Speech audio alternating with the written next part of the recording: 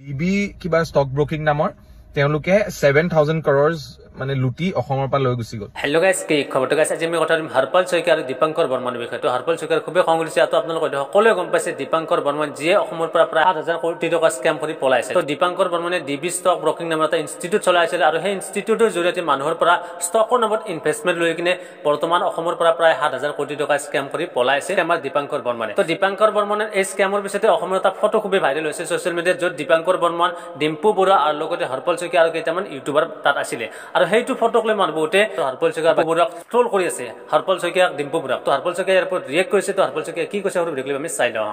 মোৰতো একদমেই মন নাই মানে কিবা ভিডিঅ' বনাই এইটো ক'বলৈ, মানে it's a very silly thing. But আমাৰ ইয়াত কিছুমান শগুন আছে, মানে শগুন মানুহ মানে কিছুমান থাকে।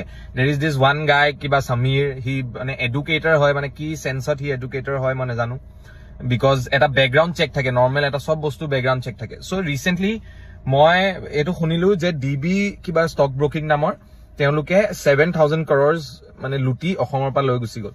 তাৰপিছত চালো সেই মানুহজনৰ নাম দীপাংকৰ। তাৰ পাছত মোক দাদা এজনে পঠালে যে তোৰ ফটো আছে মানুহজনৰ লগত। তাৰপিছত মই চালো ফটোখনত মই আছো, এখন যিখন ফটো দেখি আছে মই আছো, স্বাগতা দেৱ আছে, ডিম্পু বৰুৱা আছে, আমি সকলোখিনি আছো। এই ফটোখন হৈছে ৰয়েল গ্লোবেল ইউনিভাৰ্চিটিত। ৰয়েল গ্লোবেল ইউনিভাৰ্চিটিত এটা প্ৰগ্ৰেম আছিলে।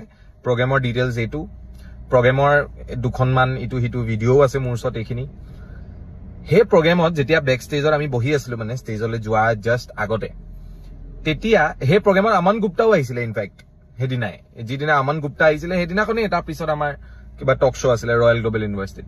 তো তাত যেতিয়া আমি বেক ষ্টেজত বহি আছিলো, তেতিয়া এই মানুহজন আহিছিলে দীপাংকৰ নামৰ, আহি কৈছে যে বহুত ভাল ধৰণে কৈছে, মানে যে আপোনালোকৰ লগত এখন ফটো তুলিব পাৰিম নেকি, মোৰ নাম দীপাংকৰ হয়, এনেকে পুৰা একদম চানগ্লাছ পিন্ধি।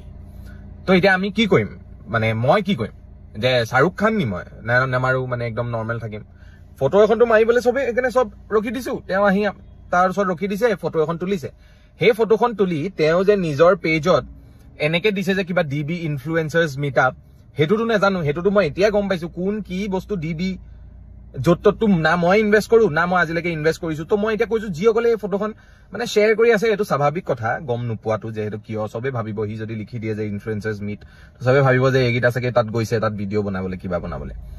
বাট যিসকলে একদম কনষ্টেণ্টলি শ্বেয়াৰ কৰিছে, মানে এনেকুৱা হয় যে তেওঁলোকেই গোটেই ছচিয়েল মিডিয়াৰ যি এডুকেশ্যনৰ লাইনটো আছে চম্ভালিবলৈ ৰখি আছে। মই একদম ডিৰেক্ট কৈছো, এটা মোৰ মুখৰ পৰা এনেকুৱা এটা ক্লিপ উলিয়াই দিয়ক বা এনেকুৱা এটা কথা উলিয়াই দিয়ক য'ত মই কৈছো ডিবি নামটোৱে কৈছো, মানে ষ্টক ব্ৰোকিংটো পিছৰে কথা, ডিবি বুলি মই কৈ দিছো। ক'ৰবাত এনেকুৱা কিবা ভিডিঅ' আছে, এনেকুৱা কিবা মোৰ ভিডিঅ' আছে য'ত মই প্ৰমোট কৰিছো, সেইটোক প্ৰমোশ্যন বুলি নকয়। ৰেণ্ডম মানুহ এজনে ফটো তুলিলে সেই মানুহজনে গৈ যদি কাইলে কাৰোবাৰ মাৰ্ডাৰ কৰি দিয়ে, তো আপুনি সেই মানুহজনৰ লগত ফটোত থকা চবকে ধৰিব নোৱাৰে ন।